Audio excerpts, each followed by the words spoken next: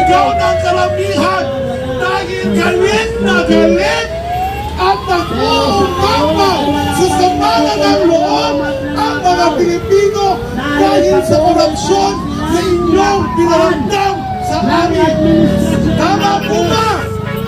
Kaya dapat managot kung sino ang dapat managot. Kulong na yan! Kulong na yan! Mga kurakot! Kulong na yan! Mga kurakot! Kulong na yan!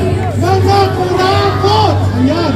Yan po ang sigaw ng ating mga kababayan. Lahat po ay inaanyayahan na pumunta dito at tayo'y magkaisa laban sa korupsyon.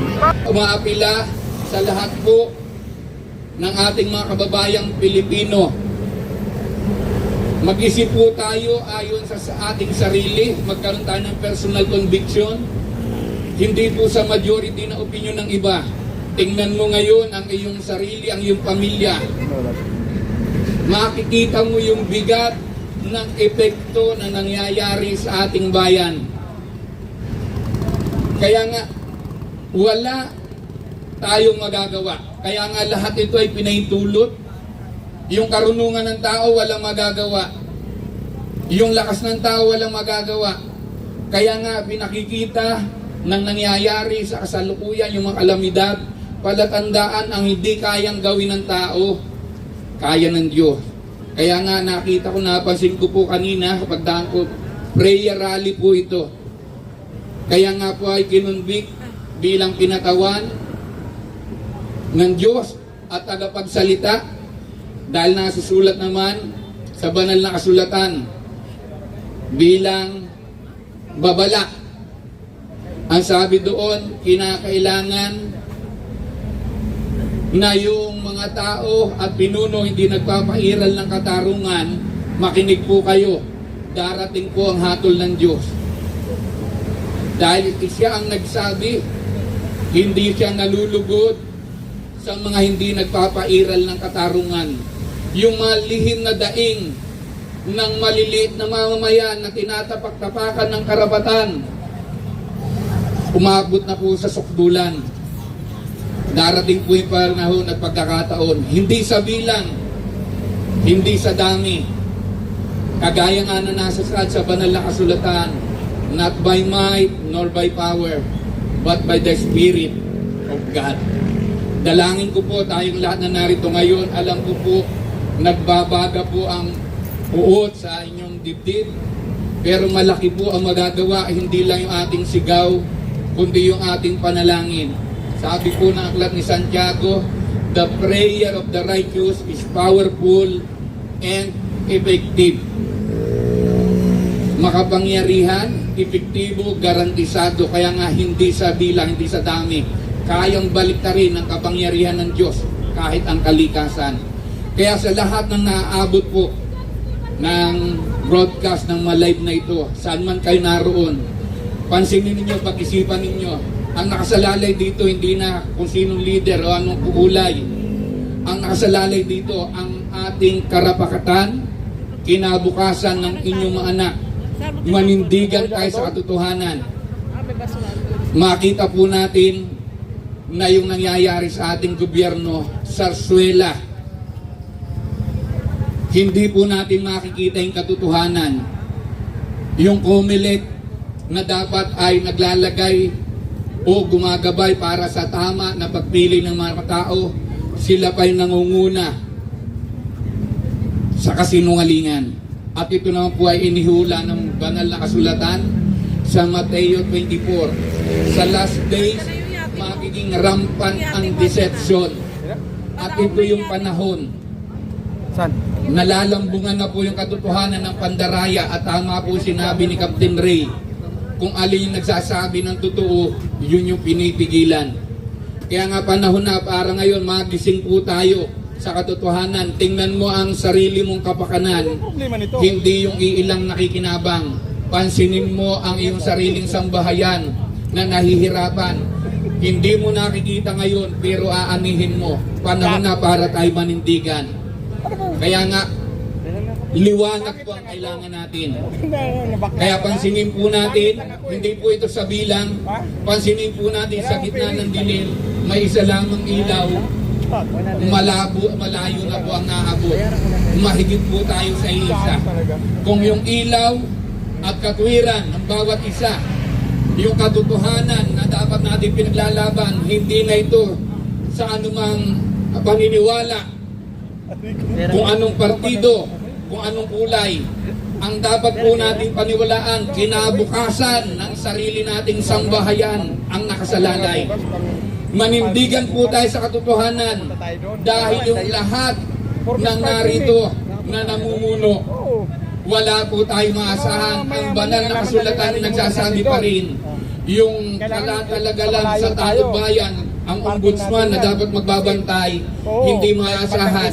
Ang banal na kasulatan nagsasabi, kung bulag ang aakay sa kapwa bulag, parehas silang mahuhulog sa hukay. Pansinin nyo, bansang Pilipinas, kung bulag ang aakay sa kapwa bulag, lalo tayong walang kinabukasan. Doon tayo masasadlak sa dusa at hirap. O ba ako kalaw? Panahon na para tayo manindigan. Mabago ang dapat mabago. Nagpahilot muna ako. Ang hindi natin kaya, paniwalaan natin. Sa bagay, marami mga ano dyan eh, no? Gagawin ng Diyos kung tayo nagkakaisa. Sarap. Sabi ng banal na kasulatan, saan man may dalawa o tatlo na nagkakaisa sa pagiging ibibigay, there is a power in agreement. At tayo mahigit sa dalawa at sa tatlo. Pakikinggan tayo ng Diyos, pakikinggan ang ating daing. At mayroon po sigurong kandila rito. Problema ko din, wala pang bayan ng Yan. Ang simbolo po ng kandila, unang-una, ito po ay paglaban sa dilim. motor natin doon sa malapit. Pangalawa, simbolo ng katotohanan. Liligsin eh. Mahigpit doon. Oo. Pangatlo, simbolo ng paninindigan Yan. kung ano yung dapat liwanagan. Kung hawak po ninyo ang inyong kandila, sindihan po natin habang tayo mananalangin, ang ating bansa na nangangapa sa dilim ay naghahanap ng liwanag. Ikaw at ako, tayong lahat, saan man na ikaw naroon, may malaki kang magagawa kung yung ilaw ng paninindigan at katotohanan ay gagawin natin para mabago yung sistema na hindi kayang baguhin ng mga taong iniluklok din natin. Panahon na para ating panghawakan yung kapangyarihang meron tayo. Tayo ang sambayang Pilipinong nakapaghahari sa tulong ng dakilang lumikha ayon sa ating konstitusyon. Panahon na para tayo manindigan. Ipinapaabot ko po saan man kayo naroon, saan man lugar, ano man ang iyong reliyon, ano man ang iyong partido, anong kulay. Pansinin mo ang nangyayari ngayon.